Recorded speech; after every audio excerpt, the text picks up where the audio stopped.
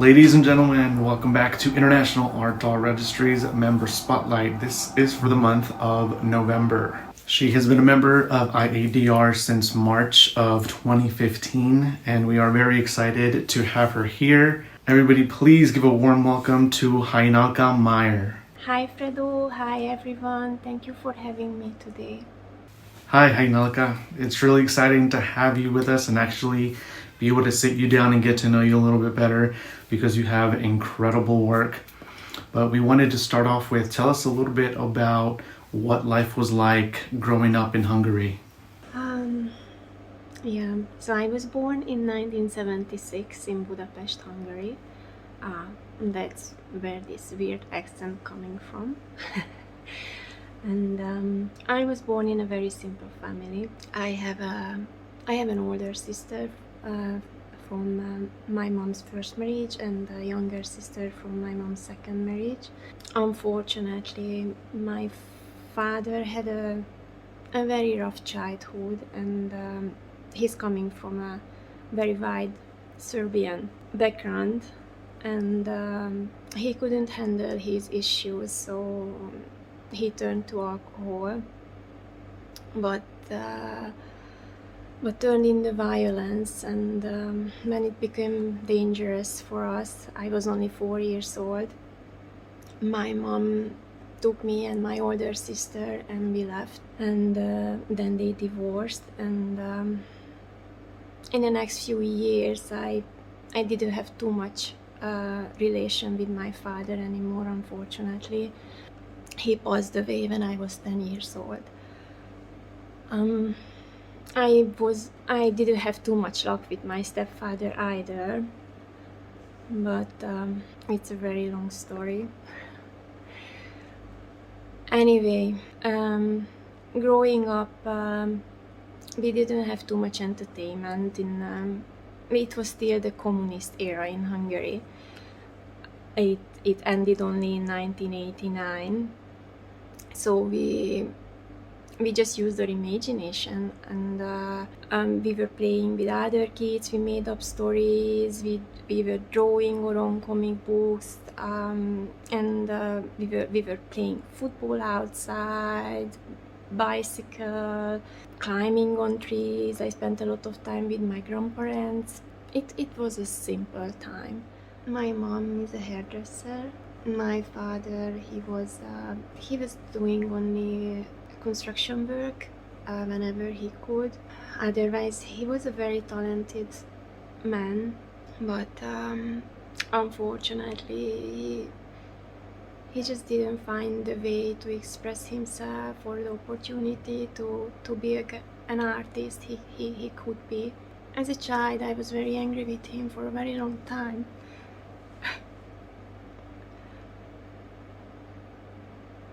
That he didn't find the strength to man up and be a father for us. But as an adult, I can understand now why he ended up where he did, and I just miss the opportunity, the possibilities, what could be as a relationship with him, especially because he was the one who had the artistic talent in our family. Wow, that was even more inspiring to know now that you've had the type of life that you had when you were younger, and you guys were still able to find ways of being creative. And so from everything that you've been through to the person you become now, it's like a beacon of hope. It's very inspiring, and we're very, very happy that you have been able to find happiness. And so tell us a little bit more about if you had any other family members that were artists. Maybe they were the same kind of artists as you, or maybe they did something else, but let us talk to us a little bit about that. So my father could have been a great artist, but unfortunately he passed away too early. But my sister got a huge amount of talent as well, what's coming from him. She's not working as an artist at this moment, but I really hope that she will in the future. She will find a way to express herself. Anyway, so growing up, I did not have really any artistic influence in my life. I guess using my imagination and being in my own world, it's forced me to be more creative, and it's pushed me to want to learn and acquire more knowledge as I grew up. I just wanted to see the world. I wanted to know more. I wanted to meet with people. I wanted experiences, and as I grew, Hungary became just smaller and smaller around me, and this is what's led to it where I am now today. Which was your most memorable job that you had, and why? After I graduated in 1994 as a ceramist back in Budapest, I didn't have the opportunity to go to university and continue my studies, so I started to work and learning everything on the way when I could. So I started as a receptionist, and there was a long line of different areas where I worked after this: fashion industry, film industry, makeup artist, modeling, stylist, graphic designer. I was making oil paintings as well, making rug dolls. Being a cake artist came much later after my daughter was born. I think the most memorable thing, the best thing what I have from all of these experiences is the the experience itself, because with each work or in each area I grew a little as an artist. I acquired more skills what I can use now as a doll artist or as a sculptor, and I met with many wonderful people, and many of them are still my friends, and I think it's absolutely the best thing what came out from all these works. During these years when I was working in all these different areas, I had many memorable moments, like becoming a representative makeup artist of Nina Ricci in Budapest, seeing myself on billboards and outdoor posters. It's also a really great feeling. Or working in a big movie production, having all this experience, meeting with all these people. Or as a cake artist, when International Cake Magazine started to publishing my work. They were all great moments, and I still think the best thing until today, when other artists whom I greatly admire, they becoming my fans. They admire my work, and it always humbles me, really. And when I get in private messages from all these great artists, I just can't believe in my eyes, and most of the time I'm showing to my husband that, did you see, he wrote me, and oh my god, I can't believe in it that he wrote me or she wrote me, and they say this and that, and these are the best moments, and they always give me a push to go and continue and grow more as an artist. I think this is the best part of it. Tell us how you met your husband, Ruben. Tell us that love story. I met with my husband on a dating website, actually. I was living in Budapest, Hungary, and he was living in Switzerland. And I think none of us was really looking for anything at this time. I was coming out from a complicated relationship, to say the least, and it was just for fun. I was just curious, so I just signed up for this website, and I did not accept anything at all. But hey, we have 2 children now, and we've been together since 13 years, so yeah, it's possible to find love on internet, it looks like. Yeah, after shortly we met on internet. He came to visit me in Budapest, and then I went to Switzerland, and everything happened really fast. We were really just crazy kids, really. I became pregnant with my daughter, and we decided to keep her, and we married in a few months. I moved to Switzerland after 2 years. We moved back to Hungary for a while, then moved to Belgium, and then it's all because of my husband's work. Obviously, I gave up all my life in Budapest, and I was focusing on motherhood from this point. So after Belgium, we moved to England. This is where my son was born.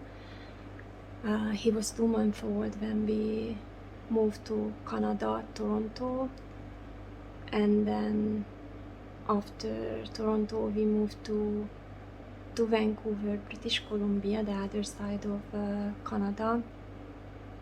And then in 2016, early 2016, we came here to New Zealand finally.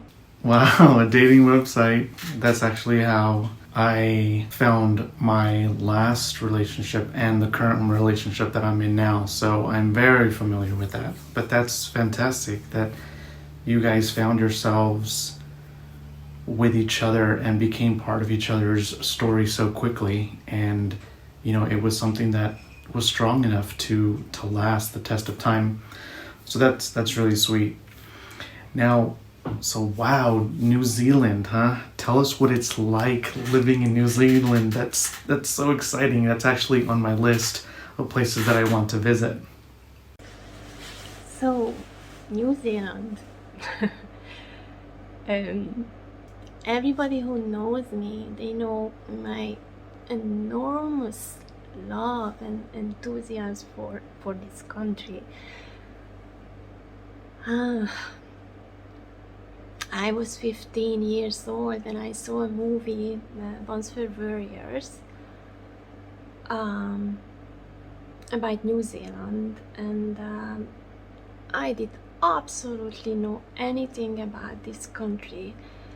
We were really sheltered back in Hungary, and did to digging information and pictures, everything I could find about New Zealand, and I just fell in love with it. I had this inside urge to come here, and this unexplained desire to live here one day.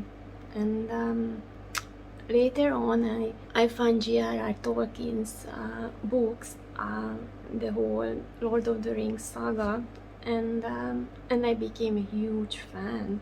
And when I knew that, when I heard the news that they're gonna make a movie out of these books and in New Zealand, my love even grew for the country, and I love the movies, obviously, so I became a huge fan of Peter Jackson and Beta. It's just funny how life happens, that my husband is working for Beta Digital now, and this is how we happened to come here finally, that our life came, or dream came true. I just had to wait 25 years for this dream, but we are here, and we really love to be here. When my husband told me in 2015 December that he finally got an interview from Beta Digital, and after years of trying to come here, we just couldn't believe in it anymore, because we wanted for so long and it just didn't happen. But we are here. When we when we landed in Auckland, it was like coming home, and it is really, I think, the only place where we really felt home ever from all these countries where we lived before.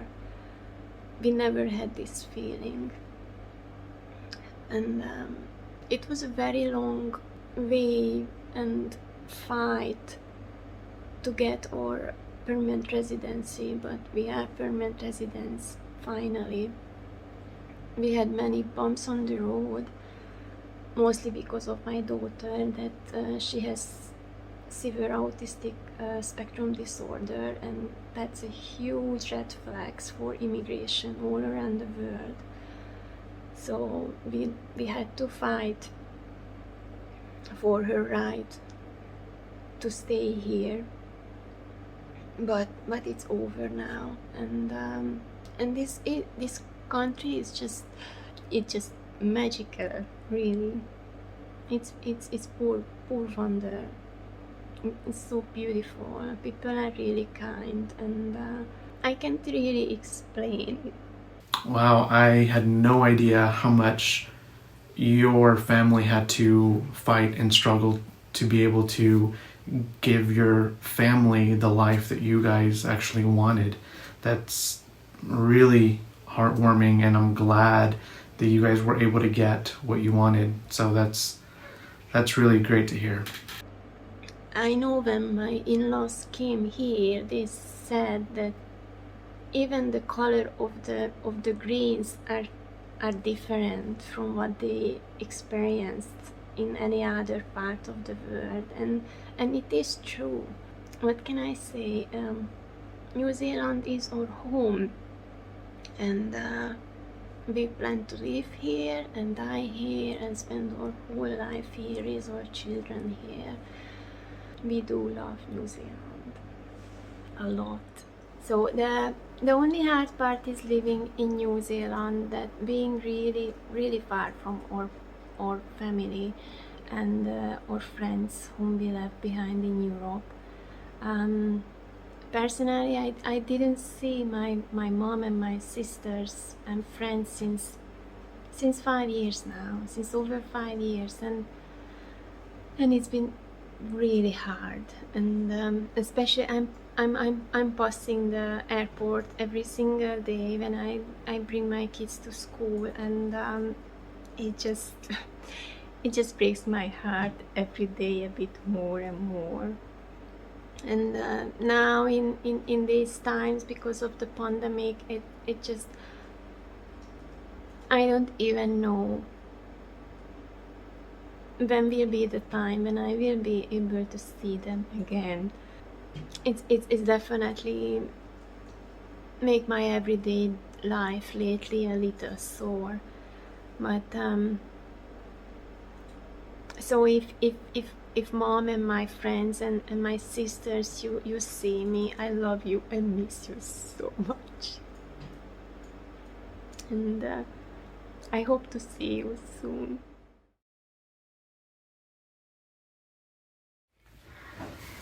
Wow. So, switching gears over to the world of one-of-a-kind sculpting, what was it about this art form that made you fall in love with it enough for you to want to do it as a career?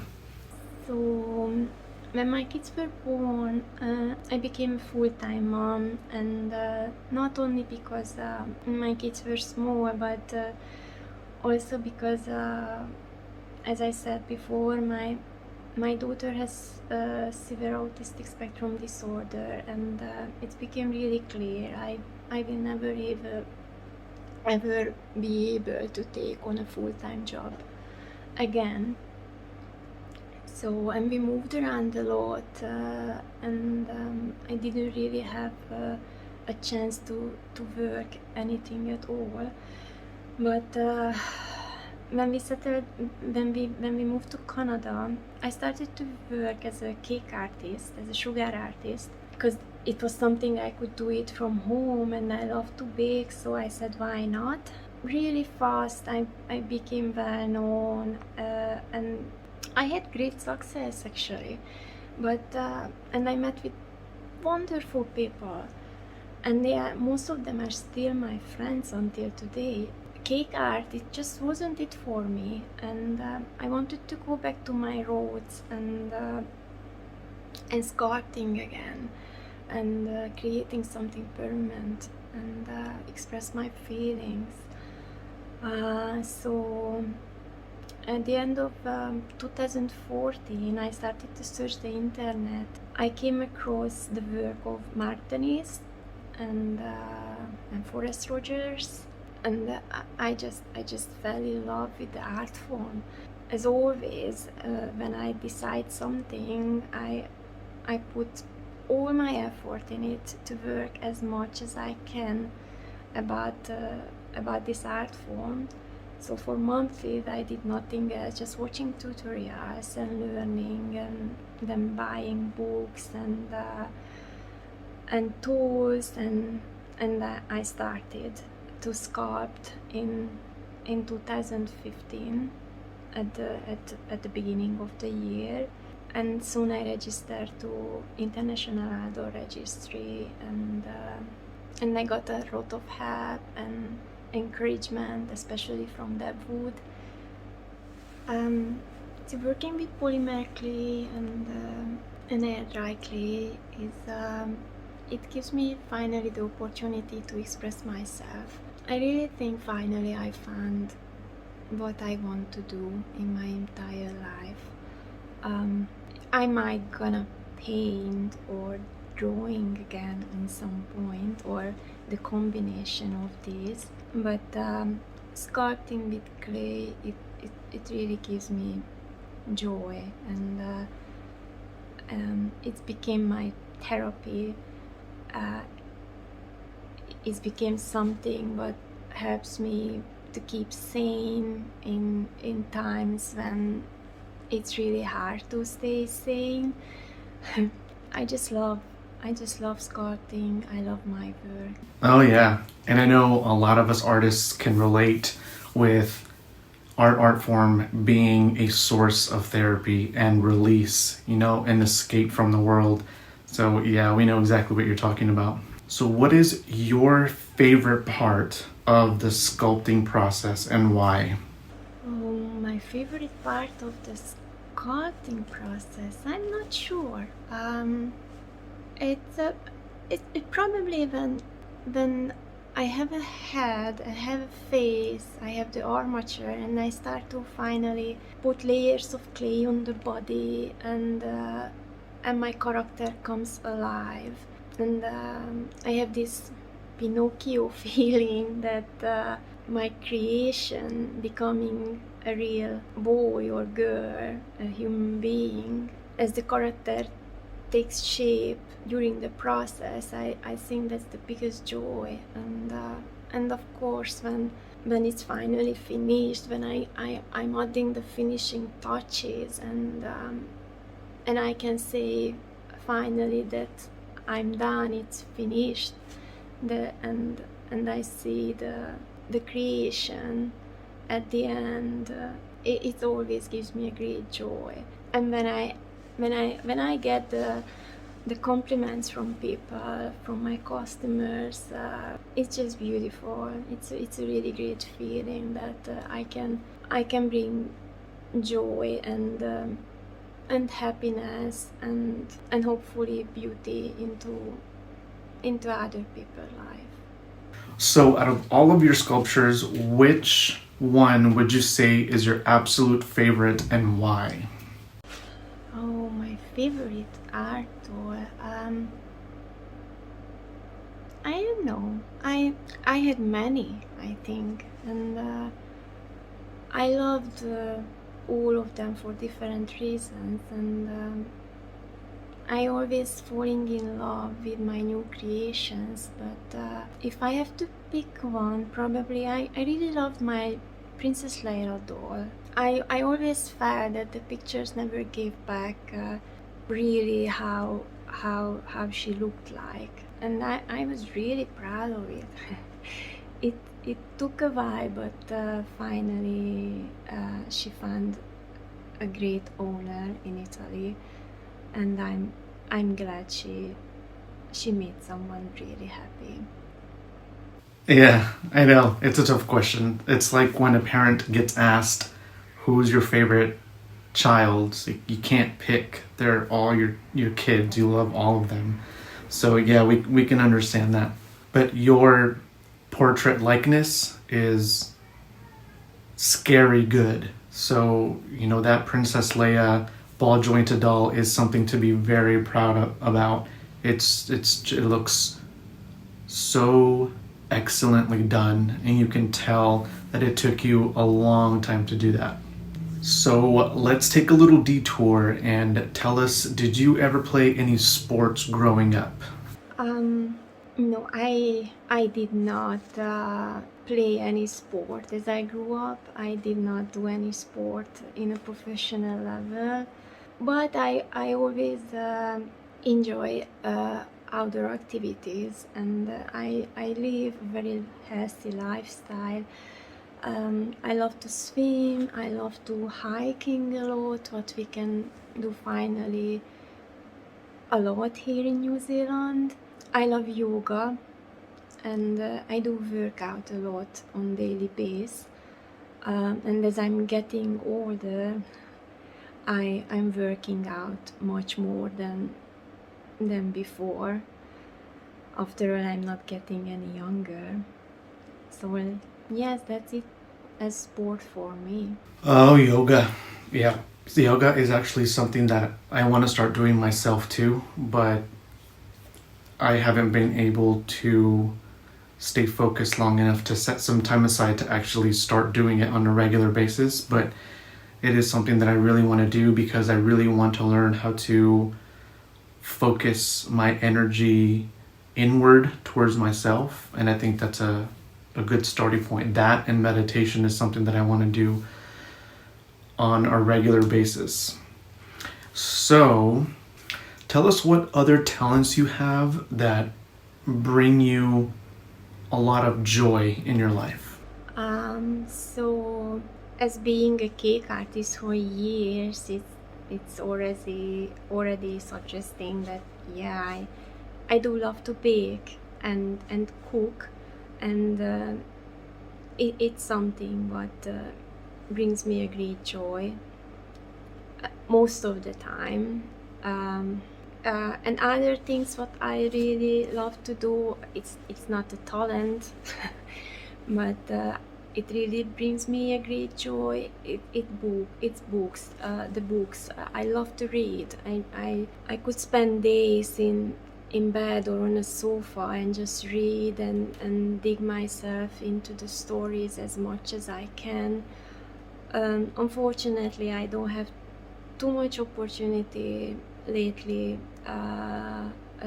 to enjoy reading for a long time, but yeah, this is definitely something, one of my absolute favorite thing to do, reading. And since I have children, it's always a tricky question, what brings me joy, because obviously having children, that's the thing what brings you the most joy. A lot of anger, sadness, and they make me really tired. But when they accomplish something, and to see them how proud of themselves, that's definitely something, but it's hard to compare to anything else. So yeah, children are my favorite things in the world. And then I also love baking, cooking, and reading. Reading, yes. Reading is something that I love to do. I wish I did more of it because I'm trying to push myself to read more and more. I buy book after book and I start reading all these books. I start reading several books at the same time, and almost every single one of the books I buy has a bookmark because I tend to have a bad habit of not finishing the book. So I've got to change that, but I agree with you. Tell us what your sculpting process is like from beginning to end. We're kind of wondering if it's the same all the time, if you like plan it out, or if your sculpting process changes from the different pieces that you create. So when I start a project, if it's not if it's a commission, like a portrait commission, I ask my customer to give me as many pictures as possible from the person, like 360-degree pictures from the body, from the face. So when I have them, I start to make the exact measurements based on the pictures to have the scale, the exact scale for the body and for the sculpt. If it's just an idea, if it's my own idea, something I wanna create, I also start to dig, make my research for pictures and reference pictures. Often I am my own model. If I wanna pose, I ask my son or my husband to take pictures of me in the same pose, so I can use it as a reference picture. So yeah, when I have my reference pictures, I'm sketching up my idea. I make the exact measurements, and it's a template what I'm using after to create my sculpture. I always start with the eyes. I make my own glass-like eyes using polymer clay and UV resin. Then I start with the head. Lately I started to actually sculpt the figure as a whole in once, but I still like the method that making the head first and painting it. So I have actually a face, a character, and then I can go on with it from this point. Many times I have an idea, but I don't have the exact end result in my hand. I just know vaguely what I want to do. So when I have a face, it helps me a lot to imagine how he or she is going to look like at the end and what I'm gonna make them to be. I'm a very slow sculptor, so sometimes it can take up to 10 weeks to complete something. It's also because I have very little time to work next to my children, sometimes just 2-3 hours a day, and there are days when I cannot work at all. Also, there are days when I could work again, but the inspiration just went away, so I have to find my way back to art again. So it takes a long time, and because of this, because I'm a slow sculptor and it takes long, my clay tend to catch quite a lot of dust during the process, but I'm not so concerned about it, to be honest, because at the end, when I finish with the sculpt and I'm cured it, I always smooth it out with acetone or alcohol, and it takes out most of the dust what's stuck in the clay. And I also paint my figures in many layers. I'm using Genesis Heat Set oil paint on polymer clay and acrylic paints on air dry clays. I'm also sculpting in layers, so many times I'm soft curing my sculptures as I go. I'm using a lot the heat gun, so I can freeze parts what I don't want to squish as I go on with the sculpting.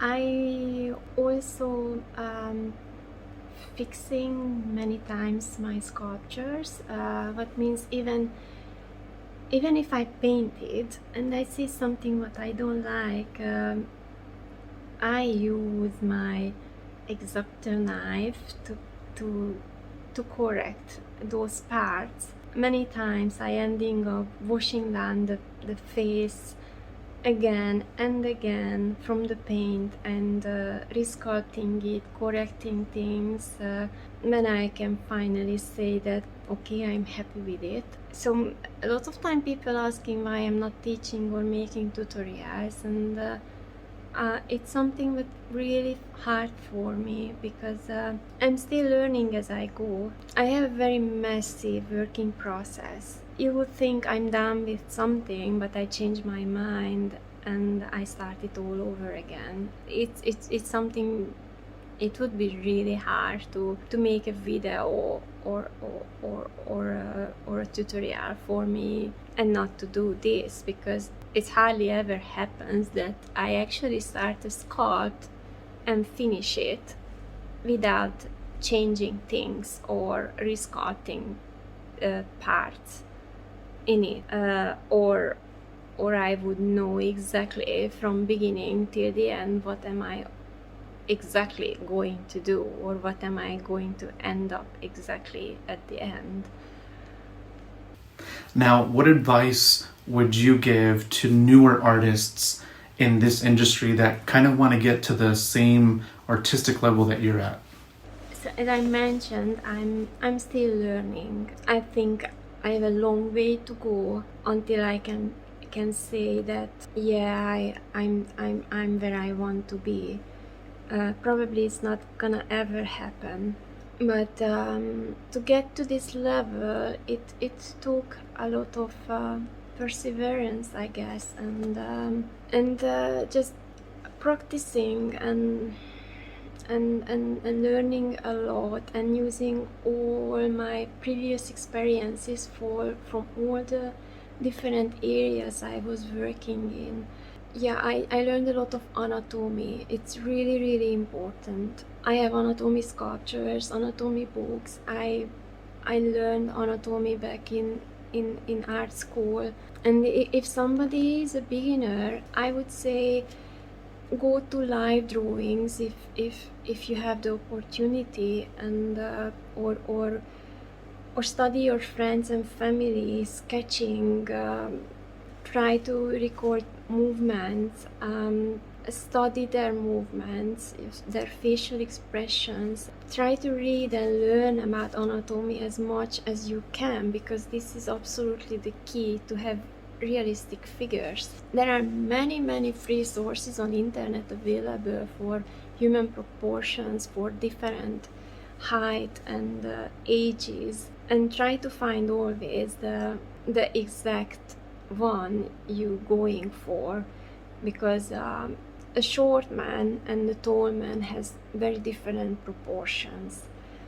A child has very different proportions in every age, and just practice that. I mean, that's the key. Practice and practice and practice, and try not to compare yourself to someone who's on a higher level, because we can always find someone who's on a higher level than ourselves, and it can push back an artistic growth big time, really, when you get intimidated by someone's beautiful work. It happens with me as well, obviously, but you just don't have to give in, because everybody started somewhere. I have awful figures, sugar figures, when I started to be a cake artist, because I had no idea about the medium, and I didn't know the possibilities what I could create with this medium, and I think I destroyed those first pictures. I don't want anybody to see them ever again. Yeah, so everybody starts somewhere, and just try to push your limits. Try to do your best, and then you get there. Yeah, that's huge. Anatomy is one of the things that I learned that it was the most important part in accomplishing the type of results that I wanted, because I like to go more for realism So that was a huge staple. So yeah, I completely agree. And even now when artists, ask for advice, to me personally, that's one of the biggest things that I recommend as well. So Heini, what other type of things do you want to accomplish with your art?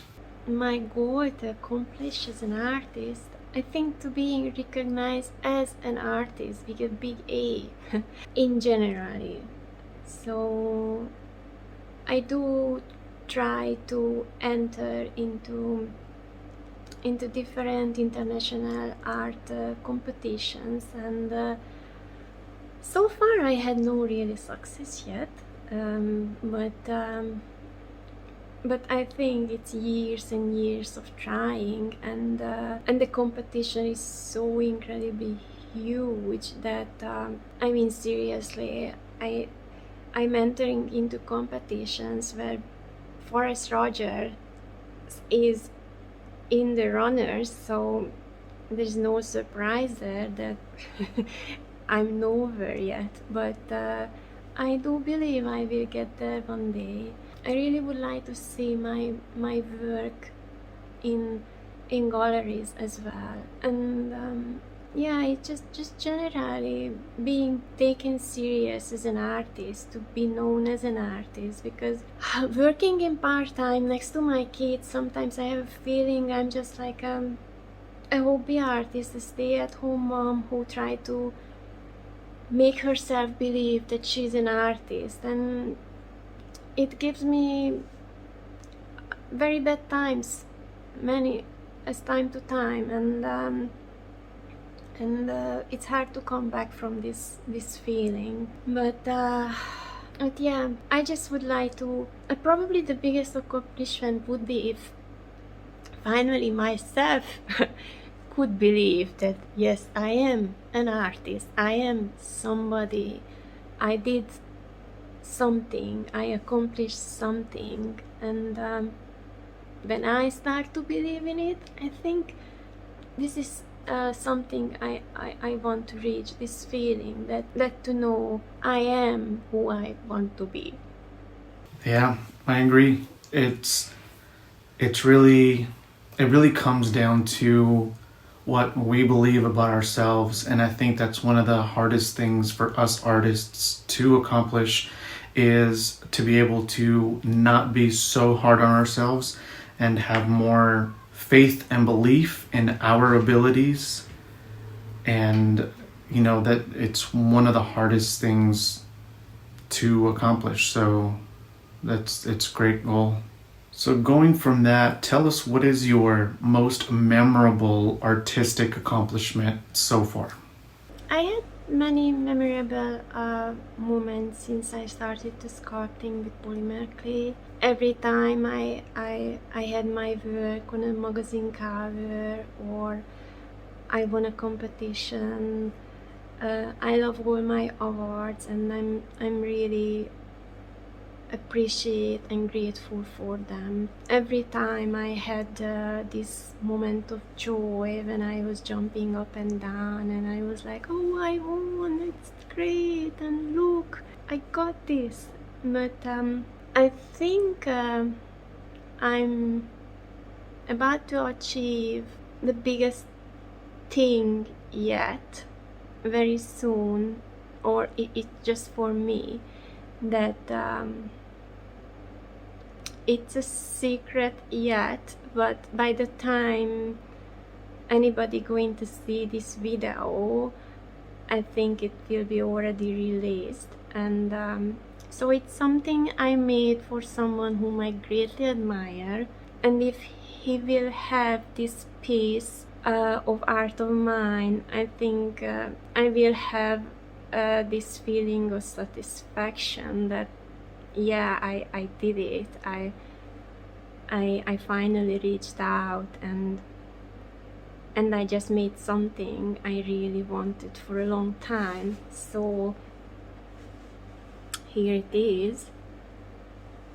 So it was a secret project what I made. This is Ian Horn as Bilbo Baggins, from the Lord of the Rings, and this is Peter Jackson, Sir Peter Jackson, and I made it. I made this piece for Peter Jackson, and at this day when we have this interview, I still try to figure out how am I going to give it to him, but since we are technically neighbors, it's not a big problem, so in a few days I going to do it. I just have to push myself to do it, and yeah, this is something what I really want to do, and when I'm done with it, it's going to make me really, really happy. Oh wow, that's a huge deal. So, Miss Hajnalka, tell us something about you that we may not already know. Things you don't know about me? No, I don't think anything at this point. I like to drive fast, I can't whistle, I don't smoke, I like fantasy art, I like stories. I get really emotional time to time, as you've seen during this interview. I'm hypersensitive. I tend to cry in any situations when I speak about my daughter or about my childhood or New Zealand, or if it's just in a beautiful, beautiful place what can touch my heart and I just can't hold back my emotions, they are just spewing out. And so when I just lay down on a beautiful beach, I'm just crying like a baby. Yeah, I have a very sarcastic humor, and but not everybody can understand, because yeah, it can be really harsh. I always say what I think, and I can hurt people unintentionally.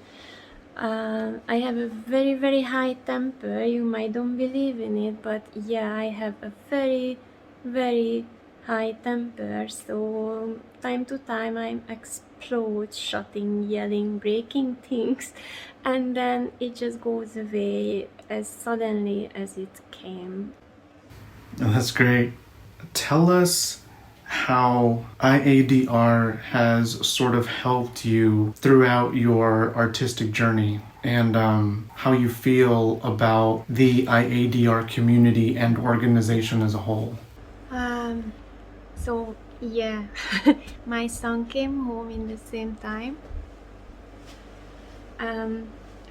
So International Outdoor Registry was the first organization I registered almost from day one, and I met with Deb Wood there, and I'm greatly appreciate for her help. She was the first one who believed in me and encouraged me, and she was incredibly nice during the last few years. She was my go-to advisor. I went to her many times for help, and she was always there. I love you, Deb.